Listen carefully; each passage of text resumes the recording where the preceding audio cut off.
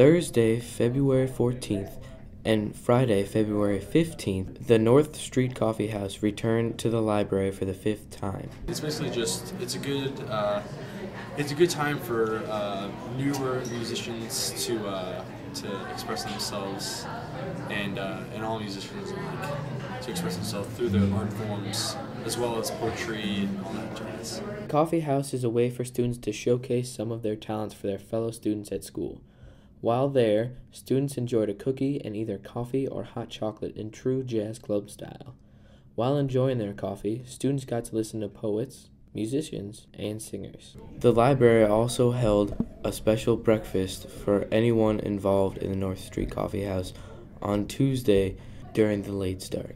This year's coffee house was great. I say this every year, but every year it keeps getting better. It's the best one yet.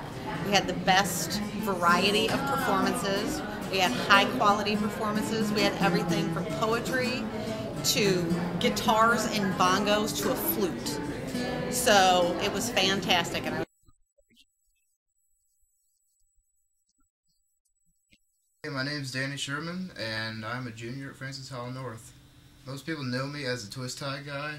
I started all this maybe at least a decade ago. Pretty much just started when I was at the grocery store. My mom kept me in the cart and threw some twist ties at me, told me to shut up and entertain myself. So what do? I eventually start making stuff out of them. Just start bending and tying, and it all progresses over the years through boredom and pain and crap like that. Only recently, through the past year or two, have they gotten really complicated, like all the ones you would see up here. Whereas big ones are older, you can probably tell there's a lot less detail. Smaller ones are probably more recent because they have lots and lots of detail. And when they first started, there were probably just a lot of little things like these guys. Just little lizard guys that like to fight and stuff. And past that into some obscure genres of doing it. There's even been some with electronics and lights inside of them. I've yet to make a motorized walking one, but there's still a wind-up. Like this one was shown recently to be wound up by an old toy motor. And it's supposed to move, but lately it's just kind of died on me. Someone broke it in class. I had to kill him. Every so often, I just go on a bored tangent and start doing things with a lot of super glue to get high intensity of detail. Influences for a lot of these have come from old nerdy TV shows. Some of them relating to the models right next to those things I've made right there. Of course, as everybody tells me, I'm a very bored child with too much free time.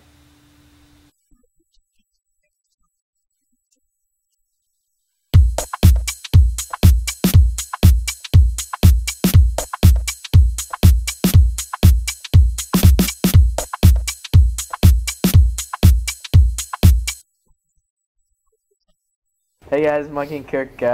We got a movie review for you this week. Yep, it's Jumper.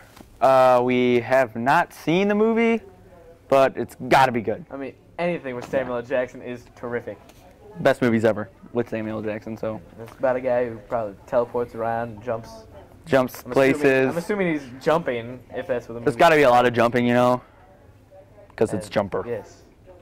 So we thought we'd try jumping around. Yep. A So bit of fun. here you go.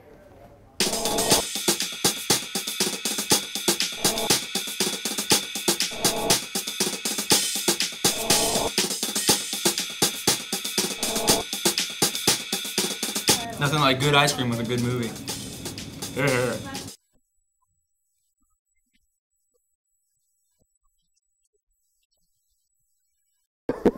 Get off. It's too awkward. Really? Yes, it's going too far, Kirk. Eat that. It's in my eyeball. Idiot. Take this way.